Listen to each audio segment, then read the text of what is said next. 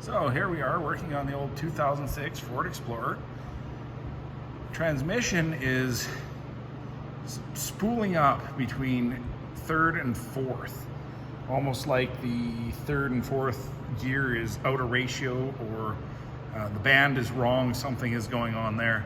Codes present show that it is a incorrect gear ratio between 3 and 4. So we're thinking, of course, this is probably going to be one of the servos, or maybe a solenoid pack. It could be any number of those things, as is common on these engines and these transmissions.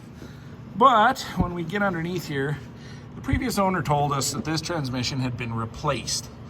And when we get under here and we start looking at our band adjustments, here's one of them, right up here. That's your overdrive one, I believe. And this one right here is our intermediate. Now, I haven't touched that. Never changed a thing. Now, I'm not a Ford tech, just a dumb farm boy, but I think that's supposed to be the jam nut that holds this thing tight, much like you see on the other one. Imagine that. We install a jam nut on there to hold things in place when we're driving. And lo and behold, whoever worked on this one last has failed to tighten up the jam nut to the point where, in fact, this bolt is finger tight. Look at that. I can turn it with my finger, and I have not worked on this with a wrench.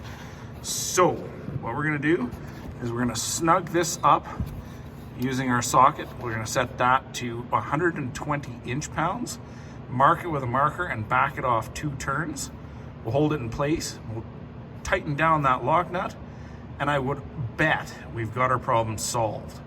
All for the negligence of not tightening up the jam nut when we set this up last time.